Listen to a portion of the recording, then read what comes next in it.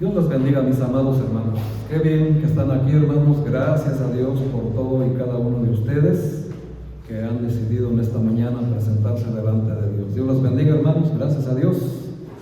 Y vamos a hoy, como les dije, hermanos, hoy vamos a culminar con esta serie de 5 temas urgentes, donde hemos visto pues estos 5 temas que se prestan a mucha diferencia de opiniones.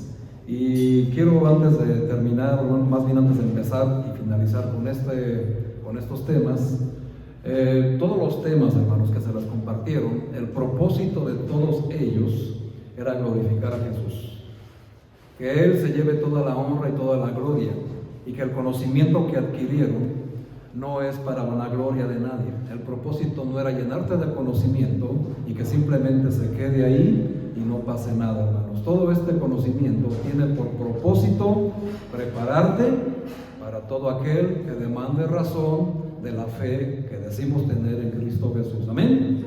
Y para eso, hermanos, necesitamos conocimiento, y el conocimiento, hermanos, pues aumenta la fe, y la fe solamente viene al cristiano a través de la palabra de Dios. Amén. Así que la fe no es algo que tú decidas tener el día de mañana. La fe no es algo que saques del closet, ni mucho menos algo que puedas comprar a meses sin intereses, ¿verdad? Sino que solamente la fe viene por el oír, y el oír la palabra de Dios. Así que espero, hermanos, que estos temas hayan sido de bendición, de preparación, de convicción, pero sobre todo para que su fe haya sido aumentada. Amén. Y hayan crecido en el Espíritu para alcanzar la meta de todo cristiano, que es llegar a la estatura de un varón perfecto, como lo es nuestro Señor Jesucristo. Amén. Y precisamente pues terminamos estos 5 temas con Jesús, con nuestro amado Señor Jesucristo. No se podía haber terminado de otra manera. La misma Biblia, desde el Antiguo Testamento, siempre, hermanos, su palabra habla de Jesús en todo momento, en todo tiempo. Todo lo que ha pasado en la humanidad, hermanos, tiene que ver con Jesús exclusivamente. La Biblia, el centro de la Biblia es Jesús. Y Jesús debe de ser también el centro de nuestra vida. Amén. Así que estamos aquí, hermanos, en la carta a los Filipenses. El apóstol Pablo le escribe a la iglesia de Filipos, la iglesia especial, la iglesia modelo, la iglesia a la cual todas las iglesias del mundo debemos de aspirar ser como esta iglesia.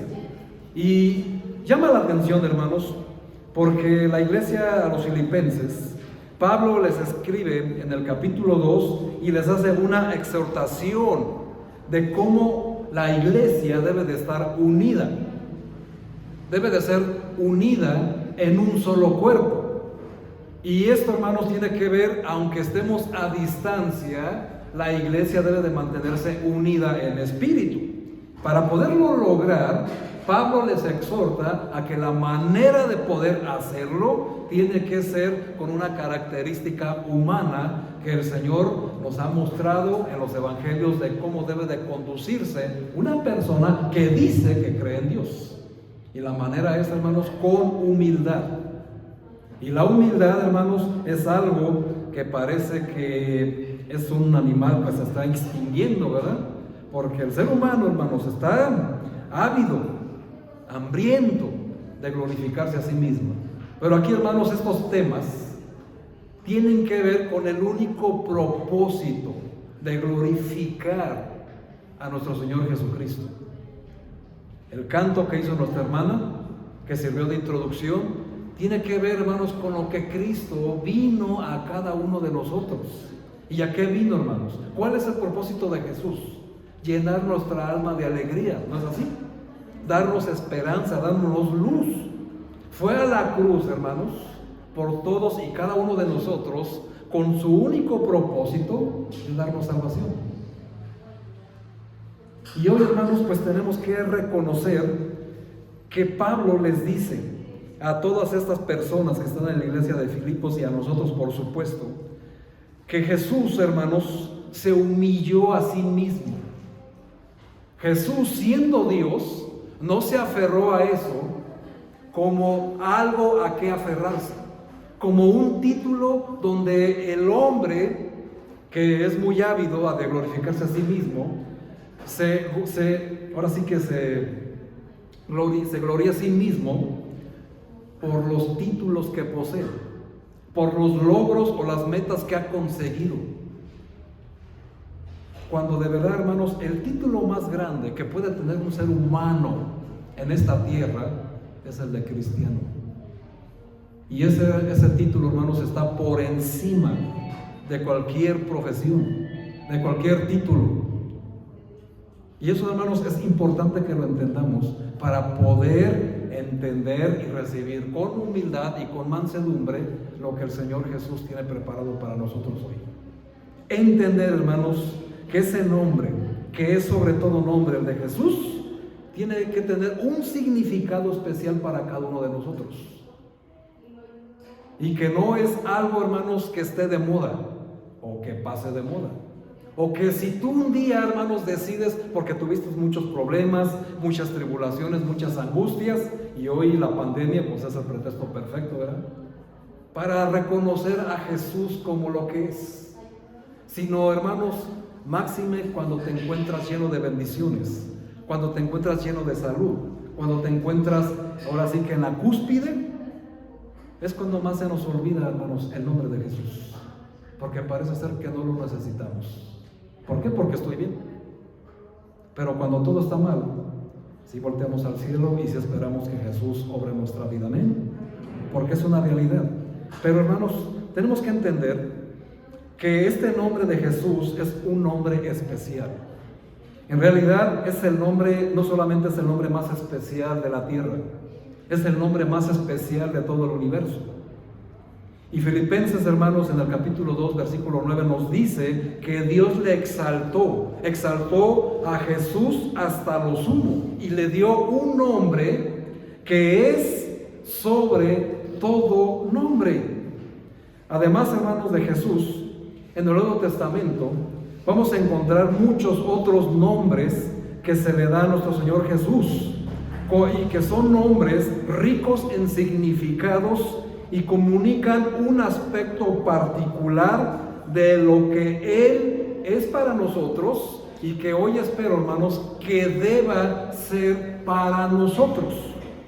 Ya vimos, hermanos, que Jesús es el primer nombre mencionado en la Biblia, lo vimos el domingo anterior en Mateo 1:1. Y también vimos, hermanos, lo que significa su nombre. También vimos el nombre de Emanuel, que también nos quedó claro el domingo pasado. ¿Era Jesús o era Emanuel, según la profecía? Ya sabemos, hermanos, lo que significa todo eso. También vimos, hermanos, el nombre de lo que significa Cristo, que es el ungido, el enviado de Dios.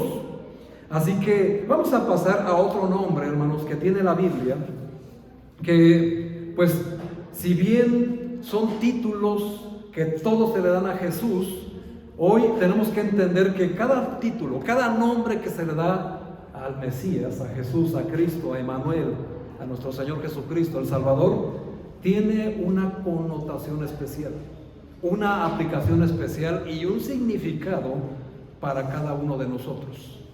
Quiero que me acompañen, hermanos, por favor, al Evangelio de Juan en el capítulo 1. Vamos a ver el Evangelio de Juan, capítulo 1, y busquemos el versículo 29. Ahí vamos a encontrar otro nombre u otro título que se le da a nuestro Señor Jesús. 1:29. Dice así: el siguiente día vio Juan a Jesús que venía a él y dijo: he aquí el Cordero de Dios que quita el pecado del mundo. Un título, hermanos, que para todos es muy familiar, amén. Todos sabemos que Jesús es el Cordero de Dios que quita el pecado del mundo. Cordero de Dios es un nombre particularmente que es, en el término, muy dulce para todos aquellos que creen en el Señor Jesucristo. Pero tiene una connotación especial. ¿Por qué se le conoce a Jesús como el Cordero de Dios? Hebreos 9:22 nos da la razón de eso. Capítulo 9, versículo 22. Dice lo siguiente: y casi todo es purificado según la ley, con sangre, y sin derramamiento de sangre no se hace remisión. Esto significa, hermanos, que sin derramamiento de sangre no hay perdón de pecados. Si nuestro Señor Jesucristo se hubiera aferrado a ser Dios, como lo que sabemos que es y que era, amén, y si hubiera quedado ahí, no, pues es que como yo soy Dios, yo no me voy a ir a morir en una cruz por el perdón de nadie. Pero Jesús, hermanos, en su amor y en su humildad, no se aferró a eso, sino que se despojó de ese título y fue a la cruz. Y nos dice Pablo en la carta a los Corintios que siendo Jesús inocente, Él se hizo pecado para que nosotros fuésemos sin pecado. ¿Qué significa eso, hermanos? Que Él, siendo inocente, digamos que se echó la culpa de todos y cada uno de nosotros, para que Él ir a la cruz, ser crucificado y derramar su sangre pura y santísima, nosotros pudiéramos ser perdonados. Porque si hemos leído el Antiguo Testamento, nos damos cuenta que el pueblo de Israel, en la ley dada a Moisés, ellos tenían que sacrificar un cordero sin mancha, sin tacha, según la posibilidad económica de cada uno, que venía a ser desde un becerro, una vaquilla, un cordero, una paloma, etcétera, etcétera. Todos tenían que ser perfectas, puras, sin mancha, sin defecto, pero lo tenían que hacer diario. Y era totalmente desgastante, hermanos, algo sumamente desgastante, y fallaron aún así. Así que Dios dijo esto no porque se haya equivocado, sino porque tenían que entender el concepto, todo el mundo, que tenía que haber un sacrificio perfecto para que pudiera la humanidad ser perdonada.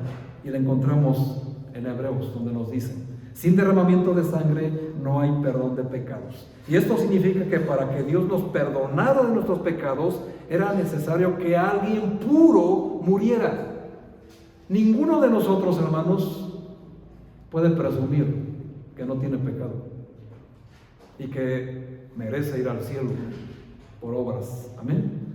Así que vino ese cordero sin defecto, sin tacha. Y ese alguien era el Cordero de Dios, precioso y sin mancha, quien dio su vida para redimir a cada uno de nosotros. Debido a que Él hizo esto por nosotros, hermanos, no podemos evitar amarlo. Si alguien, hermanos, no ama a Jesús por ese simple hecho de que Él fue a la cruz por nosotros, hermanos, no sé qué tengan en el corazón, no sé qué más tenga que hacer Jesús para que pueda lograr un ápice de un sentimiento de amor a Jesús. Cuando ese simple hecho, hermanos, hace a los que amamos a Jesús, hermanos, amarlo cada día más, de una manera sobrenatural. Amar a alguien que no conocemos, que nunca vimos y que solo escuchamos de oídas y que leemos en la palabra de Dios porque creemos que la palabra de Dios es la verdad. Amén. Así que, hermano, pues cuando tú entiendas que es ese Cordero de Dios el que quita los pecados, no solamente de tu vida, sino del mundo entero, no puedes evitar amarlo. Y es algo que todos los días tiene que ir aumentando. Y al solo ver los nombres del Señor que hasta ahorita llevamos, no podemos evitar amarlo y apreciarlo más. Dios, quien vino a ser nuestro Salvador, y como Emmanuel, Dios en nosotros, Dios que siempre está con nosotros, podemos alabarlo como Cristo. Así que, hermanos, nosotros desde que iniciamos el día, lo primero que debe de salir de nuestra boca es lo mismo que salen de las aves que están en los árboles. ¿Qué es lo primero que sale, hermano? Un canto de alabanza. Amén. Y nosotros, hermanos, si somos honestos, nos cuesta mucho trabajo alabar a Dios en la congregación de los santos. No sé cuál sea tu razón. No sé cuál sea tu pretexto, no sé cuál sea tu excusa. Y oro por Dios para que te redarguya de ese pecado. Solamente déjame y te digo, hermanos, que una persona que ama a Jesús no rehúsa alabarlo junto con la congregación de los santos. Te gusten o no te gusten los cantos, sean de tu agrado o no, hermanos, no puedes negarle un canto de alabanza a aquel que fue a morir por ti. Y si no lo quieres hacer, hermano, entonces si tienes razones para dudar si realmente amas a ese Jesús, porque no sé a cuál Jesús ames. Pero nosotros estamos aquí, hermanos, para alabar y adorar al Señor Jesús. Y por eso cantamos que en este día olvídate de todo lo que tienes, de todos tus problemas. Entrégale tu alma al Señor Jesús en cada canto, porque es el único digno de merecer cada canto. Amén. Y los pajarillos lo saben, hermanos. Ellos lo hacen todos los días a primera hora de la mañana. Y es una bendición, hermanos, que todos los días, y lo digo personalmente, me despierta un pajarito. No sé por qué, hermanos. En mi casa hay un arbolillo y no sé por qué siempre me despierta el pájaro. Pero, ¿qué me estará queriendo decir el Señor? Y tú, mi hermano, ¿por qué no cantas las alabanzas a Cristo el Señor? Y venimos a eso cada domingo, hermanos, a alabar al Señor. Así que es algo, hermanos, que debe de tener en cuenta cuando podemos entender este título de Jesús, el Cordero de Dios que quita los pecados del mundo. Y no podemos, hermanos, dejar de agradecerle a Dios por ser el Cordero de Dios, sin mancha y sin defecto, quien se sacrificó por mí. Hermanos, Jesús es maravilloso, ¿no? Pero hay más títulos que sé que son de importancia, pero yo quiero dejarlo muy en claro, hermanos, porque de verdad, hermanos, ya no queda ningún otro sacrificio. Si tú no aprovechas que Jesús está aquí, y si tú quieres, le puedes seguir, ya no va a haber tiempo atrás, hermanos. No hay tiempo para otro día que tenga más fe, otro día que tenga más ganas, otro día que tenga más tiempo. Porque, hermanos, realmente, hermanos, créanme que el tiempo se está agotando. La puerta está a punto de ser cerrada. ¿Y qué estás haciendo tú para con tu familia, la que es inconversa? Y es ahí, hermanos, donde a veces tenemos que aterrizar. Porque ya basta, hermanos, de excusas. Ay, pastor, es que todavía no es su tiempo. Ok. O sea, Cristo llegó tarde. O sea, estás diciendo que el sacrificio de Cristo no fue suficiente y que algo más tiene que hacer el Señor para que tu familia se convenza. Pero el problema no es que la familia se convenza, hermanos. Los que nos tenemos que convencer somos nosotros de que fuimos elegidos para anunciar a toda criatura el Evangelio de Dios y anunciar a este Cordero que es el único capaz de quitar los pecados del mundo. Amén. Ya no tenemos más excusas, hermanos. Si tú crees que esto se trata de ti o de mí, te has equivocado toda la vida, hermanos. Por eso, como se le llama comúnmente a esto como religión, el cristianismo, precisamente la misma palabra encierra el centro de esa religión, Cristo, cristianismo. Y nosotros, hermanos, a veces tenemos que entender que al llamarnos cristianos, somos representantes de Cristo aquí en la tierra. Y tenemos que entender que esa responsabilidad nos es dada del cielo. Ninguna institución humana tiene el poder de darnos el título de cristianos. Solamente, hermanos, el Señor. Y tenemos que, con esa responsabilidad, llevar el Evangelio, porque para eso fuimos llamados, hermanos. Y hay de nosotros si no lo hacemos. Así lo dice Pablo a los Corintios. Pero, hermanos, eso es importantísimo. Daniel capítulo 7, versículo 13 al 14. nos describe otro título, porque en este título, hermanos, también es algo que nos debe de quedar bien claro. Dice la Biblia que otro título del Señor Jesús, y aquí Daniel lo está profetizando, y así el Señor le habla a este profeta y le dice Hijo de Hombre. Y vemos en los Evangelios y en el Nuevo Testamento, hermanos, que hay muchas cantidades de veces que a Jesús se le llama el Hijo del Hombre. Amén. Y que Él mismo se llama a sí mismo el Hijo del Hombre. Otro título. ¿Pero qué significará? ¿Qué título es ese? ¿Qué repercute en mi vida? ¿Cómo puede aumentar mi fe? Que yo entienda la connotación que lleva este título de Jesús, el Hijo del Hombre. Bueno, para empezar, si ven, hermanos, cuando se refiere en el Nuevo Testamento a Hijo del Hombre, pues está en mayúsculas. Yo los mandé a Daniel porque ahí está la profecía y porque ahí estamos hablando de que Dios le está diciendo al profeta Daniel, Hijo de Hombre. La descripción de Hijo de Hombre era un título mesiánico. Jesús es aquel a quien le fue dado dominio, la gloria y el reino. Y cuando Jesús usaba esta frase en relación a sí mismo, Él se estaba adjudicando la profecía de Daniel, a la que les envié, del Hijo del Hombre. ¿Y por qué Él se adjudicaba ese título, hermanos?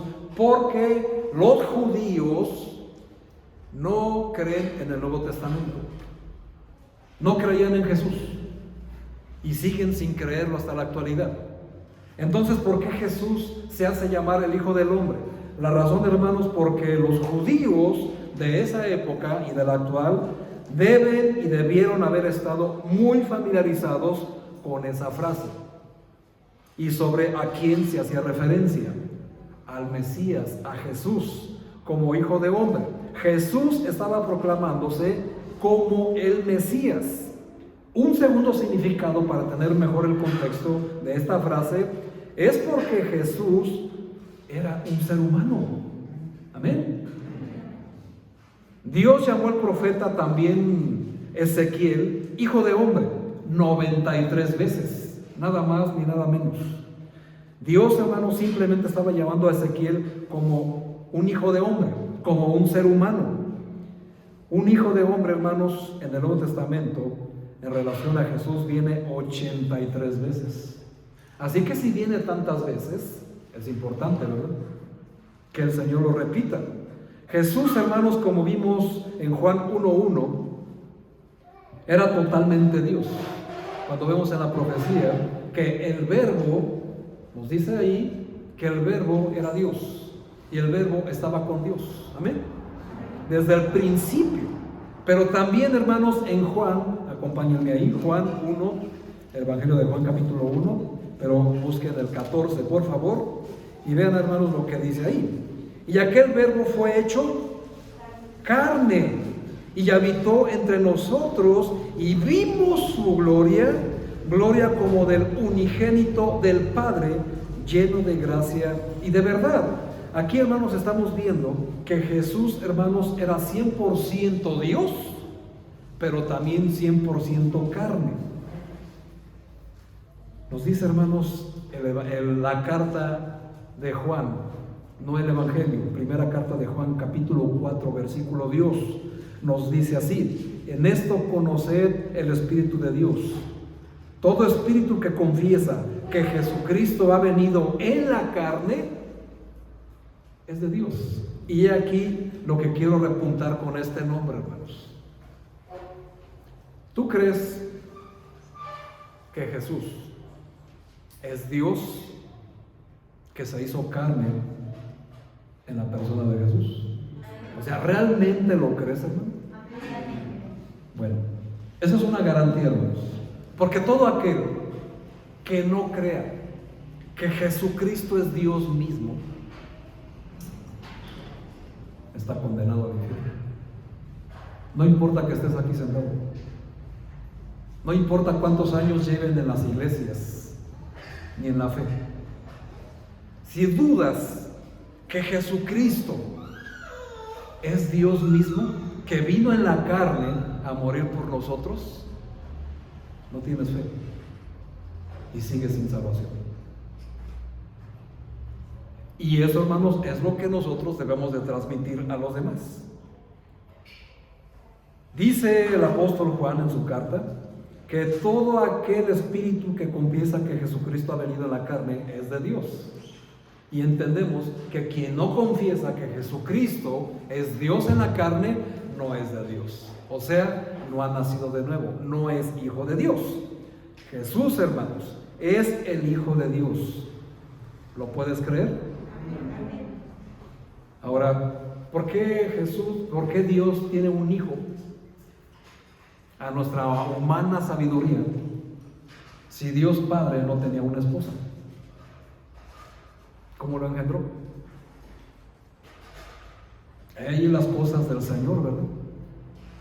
Que por eso la referencia al título, Hijo de Hombre, porque tenían que entender, hermanos, que al fallar los seres humanos, desde la antigüedad, desde Adán hasta los últimos profetas, Dios tenía que venir, pero para que creyeran el poder y entendieran el sacrificio perfecto de un cordero sin mancha, tenía que hacerse hombre. Para que Dios, hermanos, en la persona de Jesús, también probara cada tentación a la que nosotros somos tentados. Nos dice la Biblia que Jesús fue tentado en todo. Y cuando dice en todo, ¿a qué se refiere, hermanos? A todo lo que te imaginas, a todo a lo que tú y yo somos tentados todos los días. Pero la diferencia, hermanos, es que Jesús nunca cayó en pecado. Por eso fue perfecto. Y la mente, hermanos, de cada cristiano y cristiana es lo que viene en la carta a los Efesios, hermanos, donde todos tenemos que tener la meta de llegar a un varón perfecto. Y esto es algo no de la noche a la mañana, sino todos los días, hermanos. Es un proceso. Pero debemos de entender, hermanos, que Jesús, como ser humano, nos entiende a la perfección. Él sabe de qué pie cojeamos, como se dice por ahí coloquialmente. Él sabe cuáles son nuestras máximas tentaciones, sabe todo lo que nosotros somos en lo oculto. Porque a la luz de todos, hermanos, somos diferentes, ¿verdad? Sobre todo en la iglesia. Aquí nos comportamos pues, de una manera muy, digamos que de la mejor manera posible. Pero en casa, hermanos, es donde se conoce al verdadero cristiano.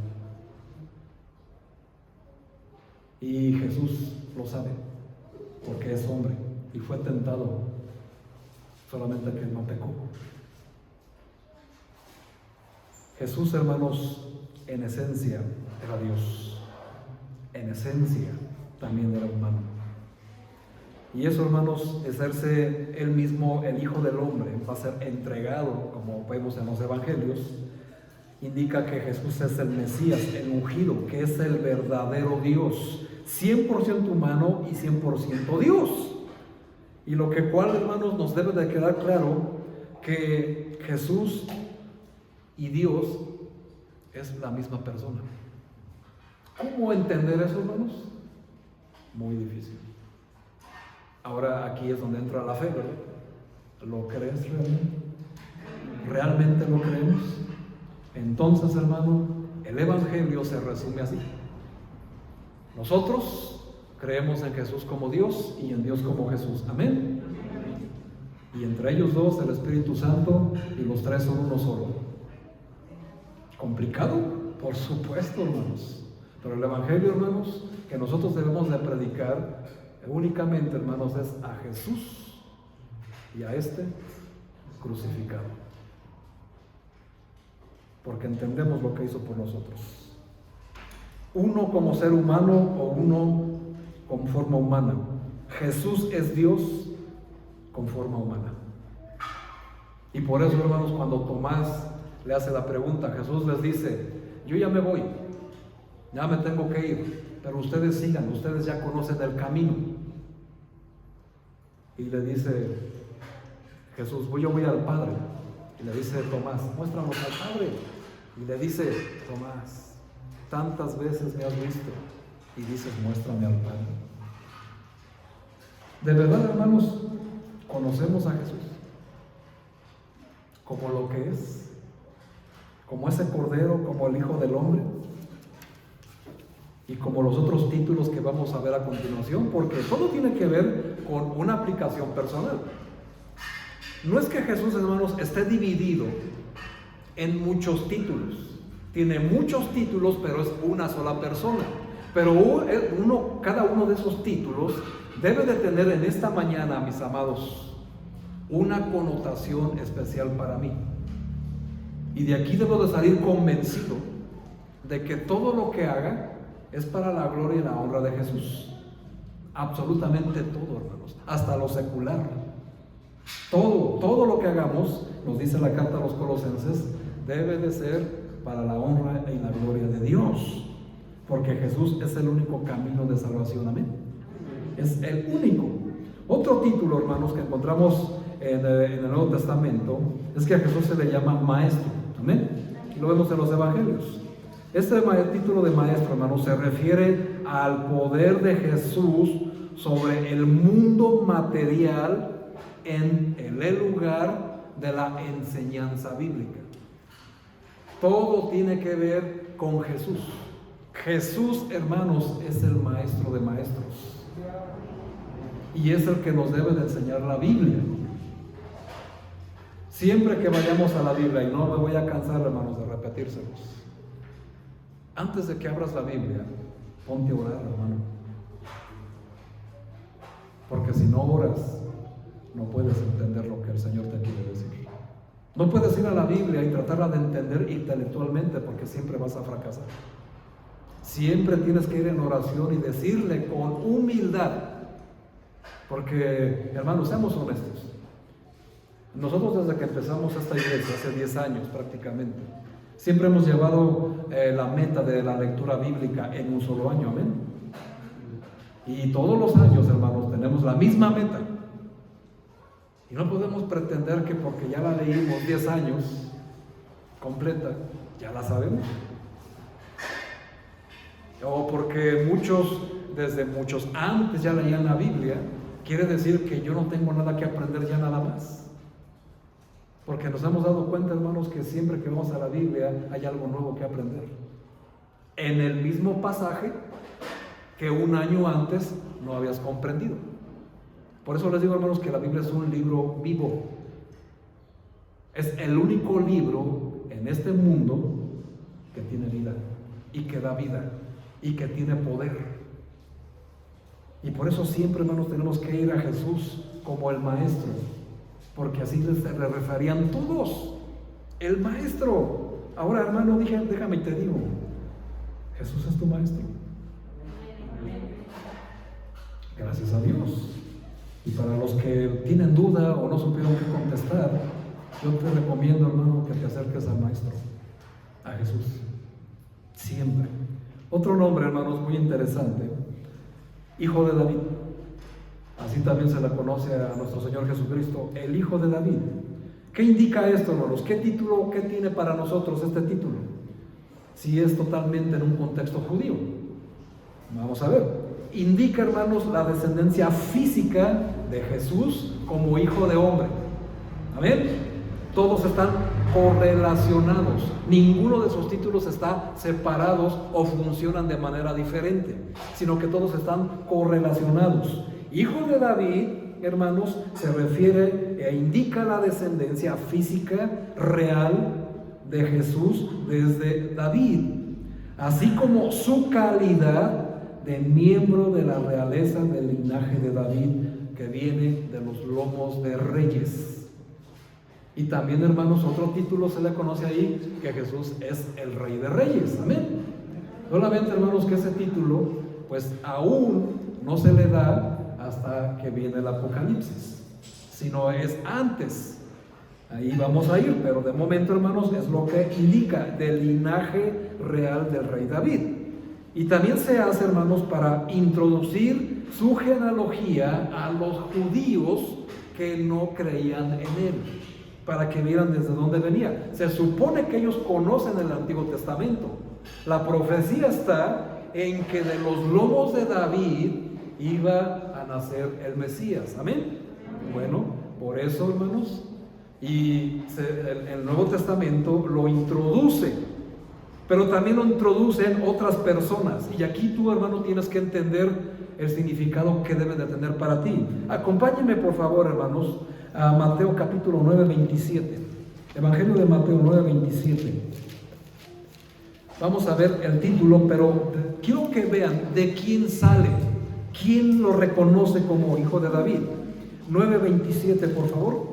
Dice ahí: pasando Jesús de allí, le siguieron dos ciegos, dando voces y diciendo: ten misericordia de nosotros. ¿Cómo? Hijo de David. ¿Qué tiene que ver eso conmigo? Yo no estoy ciego, pastor. Ok, gracias a Dios no está ciego físicamente, pero espiritualmente ¿está ciego o no? ¿Cómo reconocer, hermanos, cuando uno está ciego espiritualmente? Pues primeramente, hermanos, porque no logramos entender ninguno de los títulos de Jesús ni la Biblia. Cuando vamos a ella, hermanos, cuando Jesús viene a nuestro corazón como Señor y Salvador, recuerden, hermanos, a Jesús se le recibe como Señor. Si no es tu Señor, no es tu Salvador. Y tiene que ver con una obediencia. Así que cuando somos obedientes, ¿qué crees que pasa? Se abren tus ojos. Dios te quita la ceguera. Y puedes ver, hermano, en un plano espiritual. Y no estoy hablando, hermanos, de brujerías ni de esas tonterías a los que mucho les fascina, hermano. No. Y un rotundo no. No, estoy hablando de un plano espiritual en el cual vivimos. Porque vivimos, hermanos míos, ahorita que está muy de moda eso de los multiversos, que tiene ahí algo satánico, hermano. Espero en Dios poderles compartir. Vivimos, hermanos, en dos planos espirituales. Y eso lo debes de saber si ya fuiste discipulado desde tu primera lección de la salvación. Que en este mundo solamente hay dos familias, ¿saben? Bueno, desde ahí sabes, hermanos, que hay dos planos espirituales: el físico y el espiritual. Podemos ver físicamente, amén, gracias a Dios.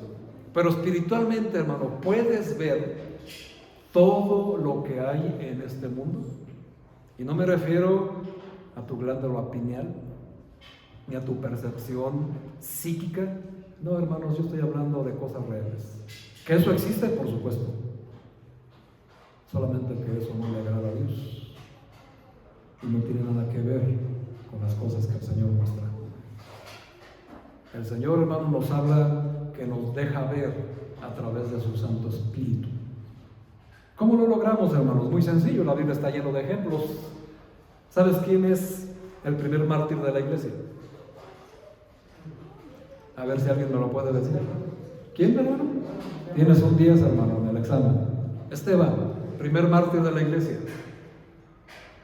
Cuando lo estaban apedreando, hermanos, en lugar de tener miedo y de esconderse del temor de que lo iban a matar por predicar a Jesús, por mostrarles la palabra, por mostrar al Cordero de Dios, por mostrarles al Hijo del Hombre, por mostrarles al Hijo de David, porque en ese que lleva casi 2 capítulos les muestra, hermanos, todo lo que hizo Jesús desde el principio hasta la fecha que lo crucificaron. Dijo que vio abrirse el cielo y que vio al Hijo de Dios a la diestra del Padre. Vio. Hermanos, todo el mundo cree, y está bien, no hay problema, que el tercer cielo se encuentra hasta arriba, por encima del segundo cielo. Amén. Porque es el tercer cielo, ¿no? O sea, hay 1, 2, 3. Pero ¿es en serio así? Habíamos puesto atención a ese pequeñísimo detalle, hermanos, porque Esteban no traía el telescopio Hubble, ¿verdad? Sino que dice que en ese momento vio el cielo abrirse. ¿Y qué te quiero decir con esto, hermano? Que nosotros tenemos el poder de ver el cielo abrirse, no necesariamente así. Pero nosotros, hermanos, si tenemos los ojos abiertos espiritualmente, podemos ver en este mundo lo que es de Dios y lo que no es de Dios. Podemos discernir entre lo santo y lo profano. Y eso, hermanos, tiene que ver qué festejos llevas a cabo durante todo el año. Y ya vimos, hermanos, Colosenses 2:8 dice que no te dejes engañar por medio de filosofías ni de tradiciones. Y siempre, hermanos, cuando el mundo nos llena de tradiciones, como que cerramos los ojos para no ver la realidad pagana que hay detrás de tantos festejos que el mundo celebra. Y no estoy entrando en un legalismo, porque estamos en el tiempo de gracia, pero eso, hermanos, no te permite que participes de cualquier paganería, de esos festejos satánicos como el que acaba de pasar este 2 de noviembre, ni de lo que se hace, hermanos, en otros festejos que no tienes idea de por qué lo hace el mundo. Y digo, hermanos, la Biblia dice que el que no conoce pecado, Dios no le inculpa de pecado, pero para eso venimos a la iglesia, para que sean abiertos nuestros ojos y no pequemos más. El domingo anterior les mencioné lo de 14 de febrero, ¿verdad? Festejamos a San Valentín, ni siquiera sabes quién es. Pero lo que menos sabes, hermanos, es que esa fecha corresponde a un carnaval pagano romano. ¿O sí lo sabes? En esa fecha, hermanos, lo que hacían era que el César en turno hacía una orgía y celebraban el amor. ¿Ya te cayó el 20?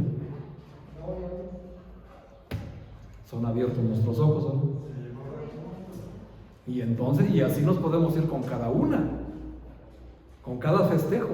Pero ¿qué pasa? No hay problema, ¿verdad? Pues mis hijos no lo saben, se ven bien bonitas de brujitas, de diablitos, de fantasmitas. ¿No sabes qué es un culto a Satanás? Yo no disfrazo, yo solo doy dulces sacrificados a Satanás, hermanos. Y todo eso, hermanos, tiene que ver. 6 de enero. ¿Qué tiene de malo darle juguetes a mi hijo? Nada, hermano, nada, hazlo. Si tienes la posibilidad económica, hazlo, dalo. Pero es una fiesta pagana al rey Saturno, ¿lo sabías? ¿Por qué? Porque llevas la rosca que emula al dios Saturno de los romanos. Es una fiesta pagana. Yo no lo sabía, pastor. Ya lo sabes. Ahora si lo haces, pecas. Y ya fueron abiertos tus ojos. Eso es lo que quiero que entendamos, hermanos. Venimos a la iglesia a que sean abiertos nuestros ojos espiritualmente para ver todo lo que hay allá afuera, todo lo que sucede a nuestro alrededor. Incluso, hermanos, en una simple película de las que están de moda ahorita, la que tú quieras, si tienes los ojos abiertos espiritualmente, puedes ver el mensaje satánico que hay y cómo están tratando de cautivar tu mente por sutilezas de los hombres. Y así, hermanos, no hay tiempo, ¿verdad? Yo sé que ya te cautivó esto, pero pues hay más títulos que ver. Pero tenemos que entender, hermanos, porque estas cosas abren nuestra mente. Y fueron 2 ciegos los que proclamaron a Jesús como hijo de David. Dime, hermano, ¿el Señor Jesús, o confiesa en el Señor Jesús para que cure tu ceguera? Gloria a Dios, hermano. Gloria a Dios.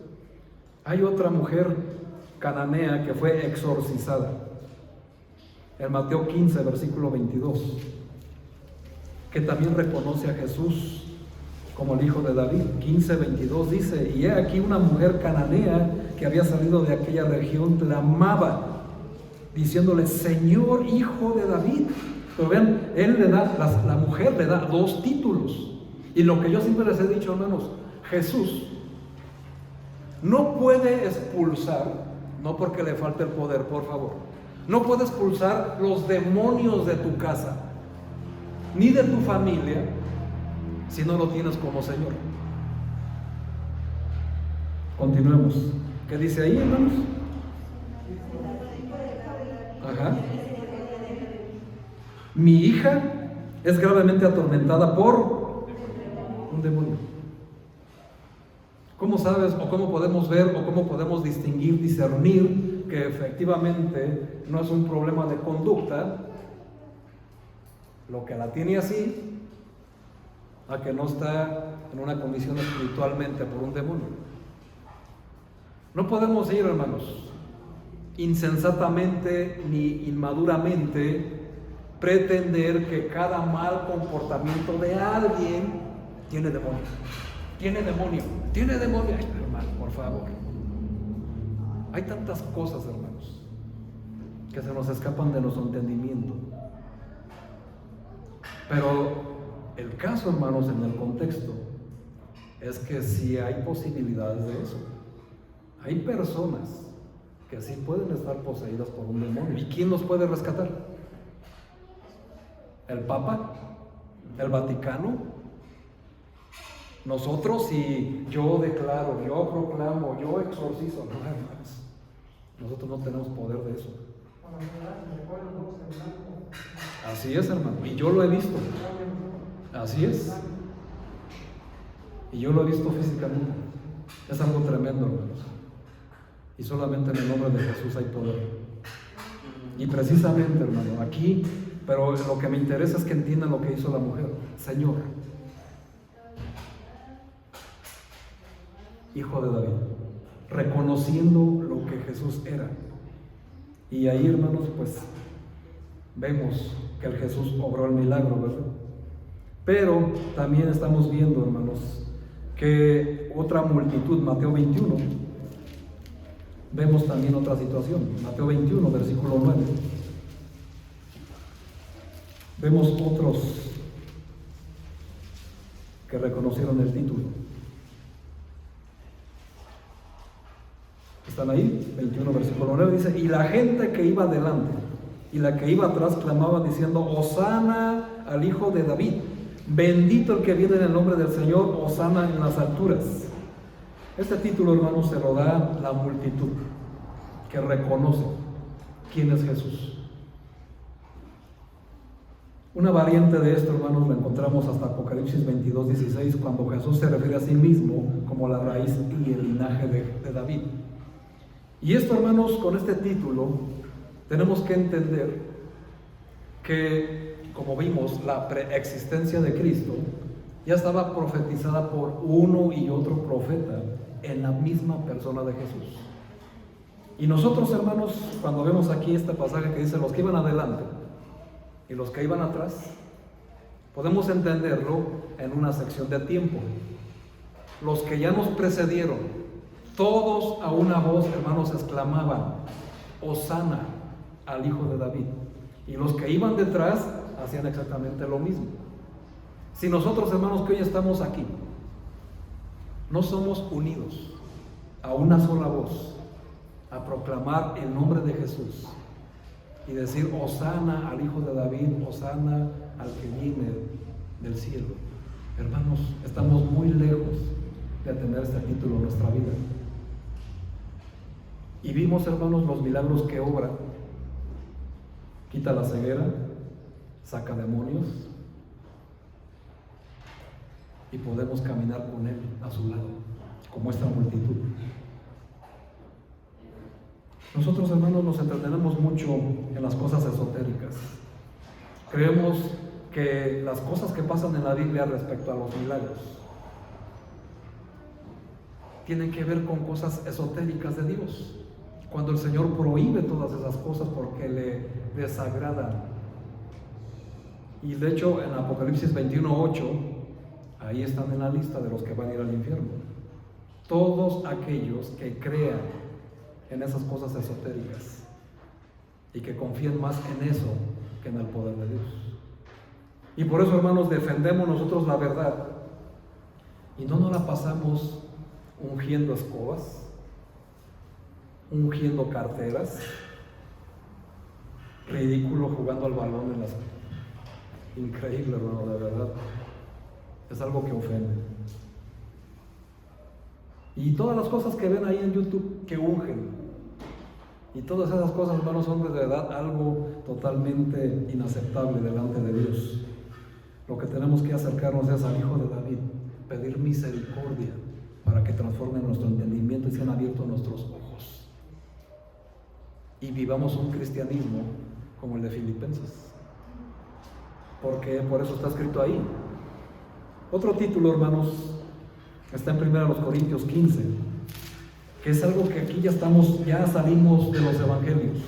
Aquí, hermanos, vamos a ver este título ya para las iglesias. 1 Corintios 15, versículo 45.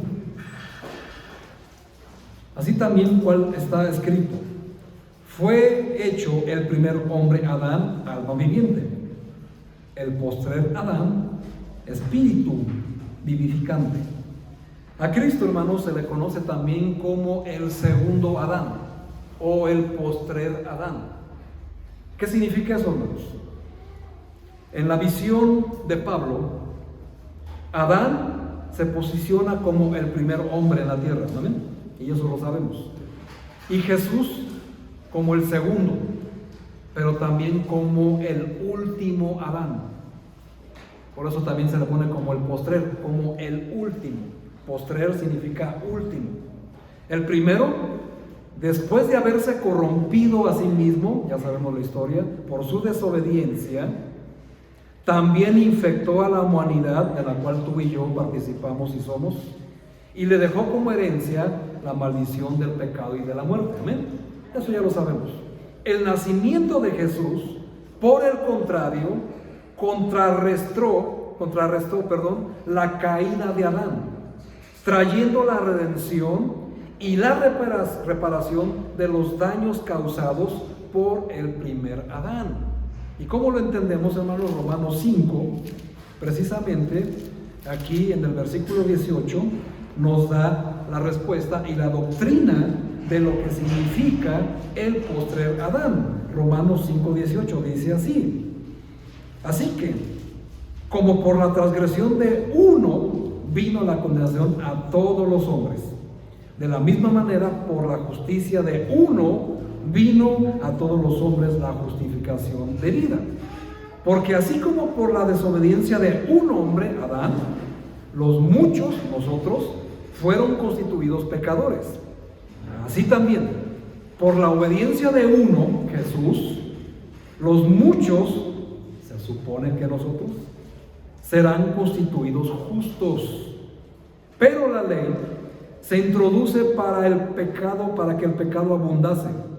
Mas cuando el pecado abundó, sobreabundó la gracia, para que así como el pecado reinó para muerte, así también la gracia reine por la justicia para vida eterna mediante Jesucristo, Señor nuestro. Así que aquí estamos viendo, hermanos, la doctrina de los títulos de Jesús. Por uno, un hombre, vino la herencia maldita para todos, del pecado y la muerte. Pero por la obediencia de uno, todos somos justificados. Aquí la diferencia, hermanos, es entender a cuál edad estamos sujetos o seguimos sujetos. Si nosotros, hermanos, seguimos siendo desobedientes, apáticos, flojos, apartados de Dios, que no nos importen las cosas de la iglesia, no nos comprometemos, no hacemos nada, hermanos, estamos más sujetos al primer Adán. Mas sin embargo, hermanos, estamos sujetos al postrer Adán, que es Jesús. Buscamos la oportunidad para servirle en cada oportunidad, en cada momento. No estamos esperando, hermanos, a que alguien nos diga. Nosotros la buscamos porque buscamos serle agradables, amén, porque reconocemos a Jesús por lo que es. Así que Jesús, hermanos, otro título que también se le conoce y que va intrínsecamente relacionado es que Jesús es la luz del mundo, amén. Y quien ande en él no andará en tinieblas, correlacionado con los ciegos, amén. Si Jesús alumbra tu vida, nunca vas a tropezar. Cuando nos apartamos de Jesús, inmediatamente tropezamos, ¿no es así? Fallamos, pecamos y nos sentimos indignos. Ahora, el peor de esos casos, hermanos, no es que tropieces, caigas, porque somos seres humanos. El problema, hermanos, es que le hagas más caso a esa voz que te dice: eres inmerecedor de la gracia de Dios, eres un hipócrita, y así vas a la iglesia y no vienes. ¿A quién le estás haciendo más caso? A la misma voz que le hizo caso Eva en el jardín del Edén: no moriréis, no pasa nada si faltas. No, hombre, son bien exagerados, no pasa nada, ¿estás seguro, hermano? Estamos viendo, hermanos, las consecuencias de vivir alejados de Jesús. Tenemos que valorar todo lo que se nos da en la vida, porque por gracia de Dios vienen a nuestra vida. No nos lo merecemos, y yo sé que ustedes lo reconocen, amén, gracias a Dios por ello. Pero ¿qué tanto lo valoramos? Y en eso que hacemos, en eso que trabajamos, estamos glorificando al Señor. Reconocemos que lo que tenemos, disfrutamos, y la capacidad, el intelecto que poseemos es gracias a Dios. Toda dádiva y don perfecto descienden de lo alto, del Padre de las luces, en el cual no hay sombra ni variación alguna. Todo, hermanos. Si tú eres bueno en algo, es gracias a Dios. Si tú destacas en algo, es gracias a Dios. Pero no es para que te gloríes tú. Es para que cuando llegues a esa cúspide, te levantes y a una sola voz digas: gracias a Dios, que fue el que lo hizo posible. Cuando llegues y te titules en los estudios y corones tus estudios, digas: gracias a Dios. Y no te creas que tu título es porque eres muy bueno en la escuela. O sea, sí lo eres, pues, pero es gracias a Dios. Y te escogió para eso. Y no jactarte de un título. Porque Jesús te dejó el ejemplo de que no se aferró a eso como a algo a que aferrarse, sino que se despojó, hermanos. Aquí en la iglesia, hermanos, con todo respeto, por favor, tómenlo con madurez, como siempre les hago la exhortación. Aquí, hermanos, todos somos hermanos. Somos hijos del mismo Dios. Aquí no importan los títulos de nadie. Aquí solo importa la fe. Y que todo lo que hagamos es para glorificar al que hizo posible esto. A Dios, a Jesús, la luz del mundo. Porque Jesús, hermanos, es la razón de que estemos aquí. Gracias a Jesús nació la iglesia, la vida verdadera. ¿Cuándo? Cuando murió en la cruz. Algo interesante, hermanos, es cuando Jesús es traspasado en su costado. Dice que salió agua y sangre. ¿Lo has leído, verdad? ¿Qué significa eso? El nacimiento de la iglesia. Fue traspasado su costado derecho. ¿De dónde sacó Dios a Eva? De Adán. Del lado derecho. Por eso también se le conoce como el segundo Adán. Y el postre de Adán. De Adán nació la primera mujer. De Cristo nació la mujer que iba a ser su esposa, la iglesia. Cristo, hermanos, es la cabeza de la iglesia. Y nosotros, como parte del cuerpo de Cristo, de la iglesia, y siendo Él la cabeza de cada uno de nosotros, le debemos obediencia. Y debe de ser para nosotros, hermanos, todos estos títulos reunidos en uno solo. Jesús es el Señor de señores y el Rey de reyes. Hermanos, eso es para ti el Señor. Un rabino, que también se le conoce a Jesús como rabí, es un instructor o un maestro. Es un título utilizado por los fariseos para obtener estatus. Quienes se sientan en la cátedra de Moisés es señal de autoridad. Pero en la iglesia, hermanos, el mismo Jesús nos dijo: no quieras que te llamen rabí, porque solo uno es el maestro, Jesús. Y a veces, hermanos, se nos olvida que a la iglesia todos venimos a aprender de un maestro, incluyendo el pastor. Porque a lo mejor ustedes no se dan cuenta, hermanos, pero yo mientras estoy predicando, yo estoy aprendiendo. Pero pastor, pues usted ya no tiene estudiado, sí, hermano, pero vuelvo a ver algo que no había visto antes. Y esa es la próxima predicación del domingo que viene. Porque el Señor da continuidad. Y el Señor abre los ojos. Porque el mundo, hermanos, en el mundo nos cegamos. Y estamos cegados por lo que el mundo nos ofrece. Sobre todo cuando se trata de bienes materiales, ¿verdad? El oro, el dinero nos deslumbra. ¿Y qué pasa? Estamos cegados. El hombre busca gloriarse, la vanagloria de la vida. ¿Por qué se deslumbró Eva? Porque vio que ese árbol era bueno, codiciable y agradable a la vista. ¿Cómo cae un cristiano? Por las mismas causas. Cuando todo lo que ve el ser humano lo ve, ¿cómo? Codiciable, agradable y bueno, pero no según Cristo. Y por eso el cristiano cae. Y nos deslumbramos, hermanos, muchas veces por los logros, por el dinero, por nuestra posición, por el título académico. No estoy diciendo que sea malo, hermano, ni que lo minimices. Gracias a Dios que tienes un título.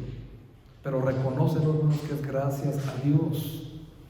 Y que de Él, por Él y para Él son todas las cosas, incluyendo tu título, incluyendo tu estatus social, incluyendo tus logros personales, tus talentos, tus dones.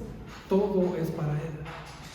Toda gloria debe de ser para Jesús. Y en el momento en que nosotros pretendamos que se nos glorifique a nosotros, que se nos rinda, ¿cómo se dice? Pleitesía, o que nos halaguen por nuestros grandes logros o nuestros grandes talentos, hermanos, estamos alejándonos de Jesús y no estamos dándole la gloria y la honra a Dios, que fue el que hizo posible todo eso. Dime, hermano, ante todos estos títulos que hemos visto, los que vimos desde el domingo, todo lo que hemos visto desde antes, dime, hermano, ante estos títulos, ¿a cuál te vas a rendir? Es decir, cada título es un mensaje personal para ti, según la necesidad que tengas. Algunos que están aquí, hermanos, con todo respeto, están ciegos, espiritualmente hablando, lo digo por supuesto. Otros pues, necesitan que en su casa entre Jesús a sacar los demonios que tienen dentro, ¿verdad?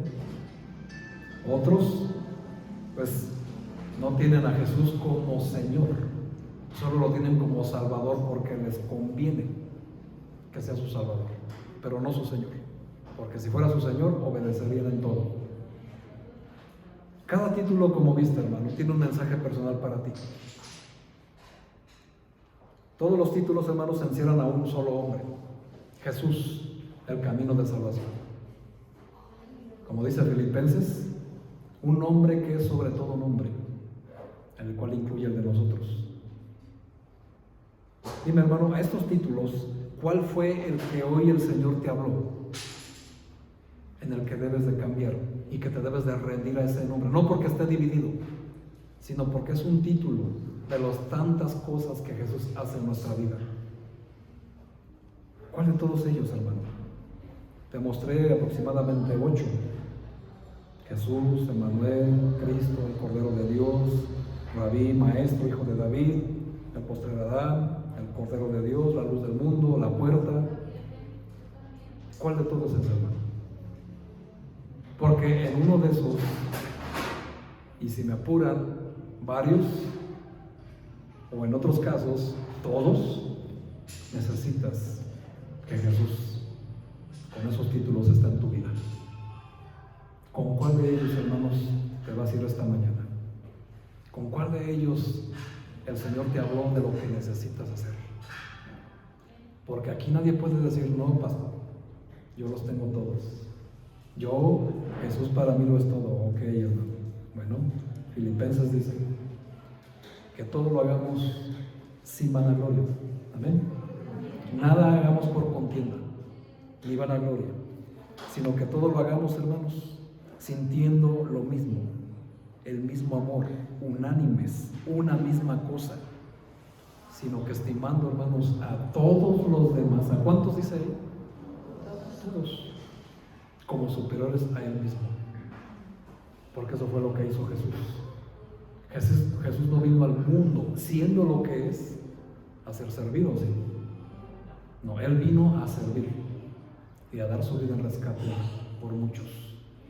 Hermanos, que nuestro pensamiento sea siempre venir a la iglesia con esas condiciones, a completar el gozo de mis hermanos. No que ustedes tienen que completar mi gozo, ¿me explico? No, nosotros completar el gozo de cada uno de nosotros. Yo quiero completar el gozo que trae mi hermano, porque escuchamos diversas cosas, diversas acciones, y tenemos que llegar a eso, y tenemos que sentir lo mismo. ¿Qué es eso? Glorificar a Dios. El mismo amor por Jesús, por este hombre que vino al mundo, unánimes, o sea, como un solo cuerpo. Que eso es algo que hace falta, hermanos. Unidad, siempre, porque así lo hizo Jesús. Era uno con el Padre y el Padre era uno con Él. Y nada, hermanos, venimos a cantar, a tocar, a enseñar, nada por contienda o vanagloria, hermanos. Aquí todos somos la misma persona delante de Dios. Y tenemos que mirar a cada uno, hermanos, a tu hermano que está a tu lado, como superior a ti, en un acto de humildad y de amor y reverencia a Dios. No sentirse superior a nada, hermanos. No mirar nada más por lo nuestro propio, sino por cada uno, por lo de los demás. Es muy fácil, hermanos, de verdad, que todos crean que el centro de atención es para mí. A mí acomódenme la silla, a mí denme aquello, a mí denme lo otro, a mí pónganme esto, a mí pónganme estos cantos, si no, no canto.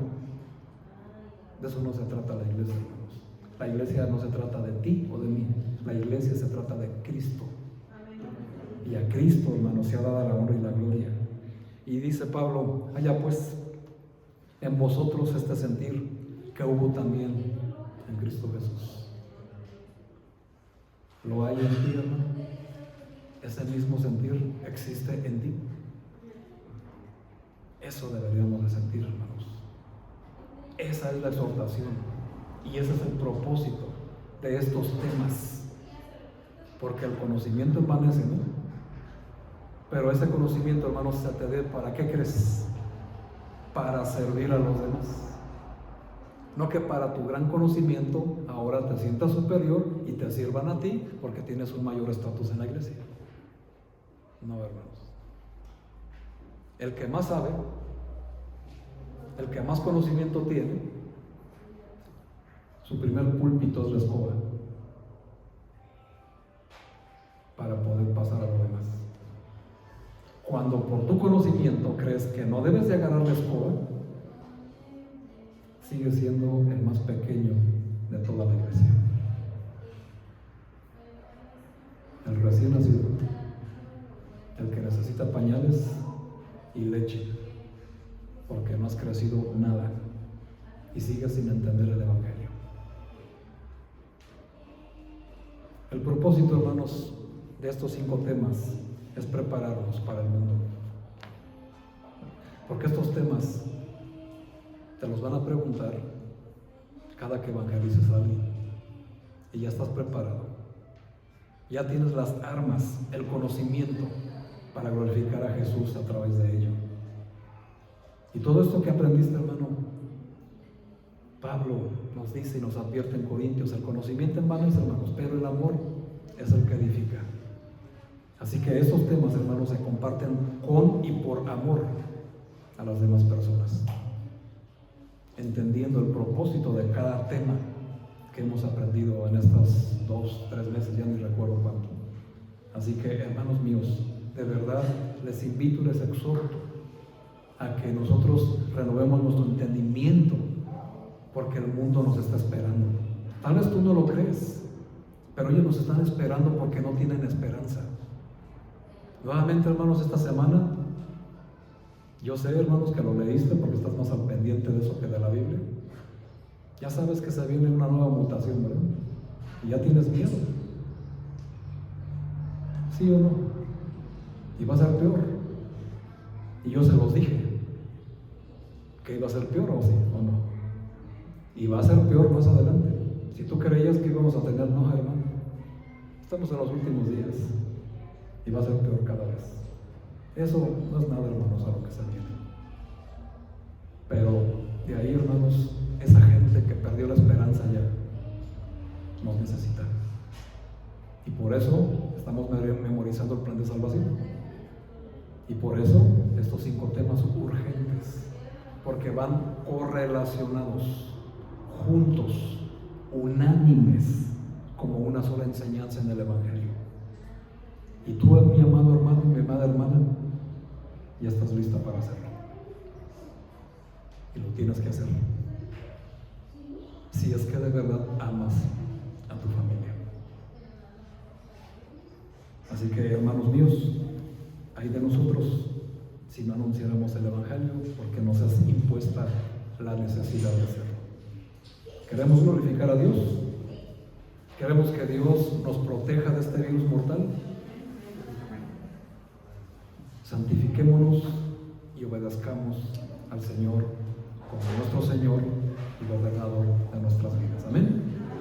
Hermanos, Dios les bendiga. Estamos listos y preparados para todo aquel que demande razón de nuestra esperanza. Gracias, hermanos. Dios les bendiga. Hagamos una oración.